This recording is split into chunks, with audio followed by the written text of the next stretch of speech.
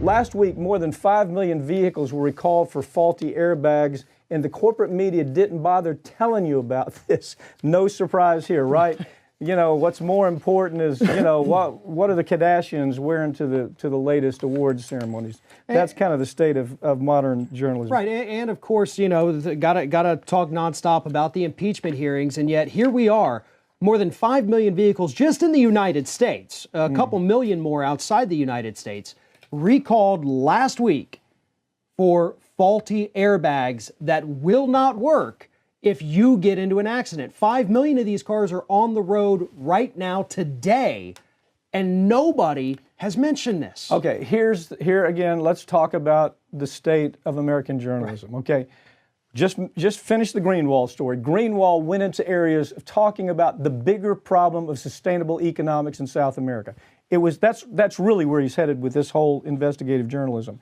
This is a story where the American journalism system, I mean, what we have is called corporate media, call it what you want to call it, they're almost unwilling to dig into the facts here. Why?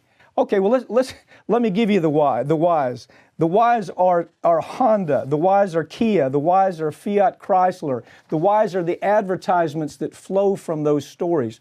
You were here with me when I was trying to do a story one time on one of Joe Scarborough's show. I used to come on MSNBC, and I'm talking about a wood, an arsenic wood that is so packed with arsenic that it's almost off the scale that the company was using to make children's playground equipment.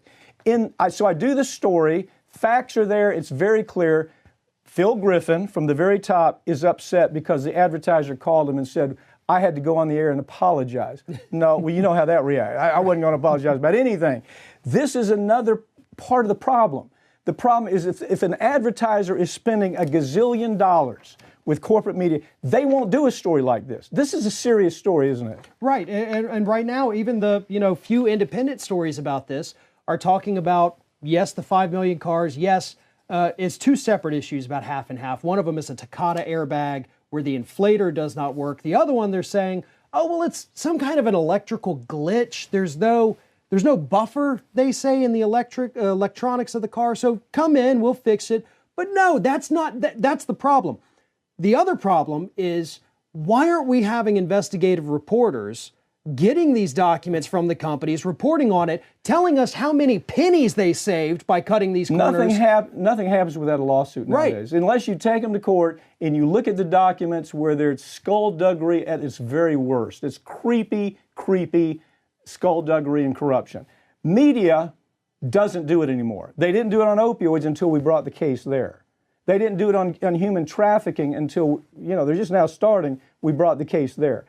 38 pharmaceutical companies that created products that were killing people. The media didn't get involved until the lawsuit was brought because the advertisers wouldn't let them. Well, and NHTSA, National Highway Transportation Safety Administration, has linked at least 8 deaths to these faulty airbags. And to me, this is reminiscent of the failure of the GM ignition switch. $2 part. Right. Tons of people died because they didn't want to spend $2. The exploding Pinto gas can. Right.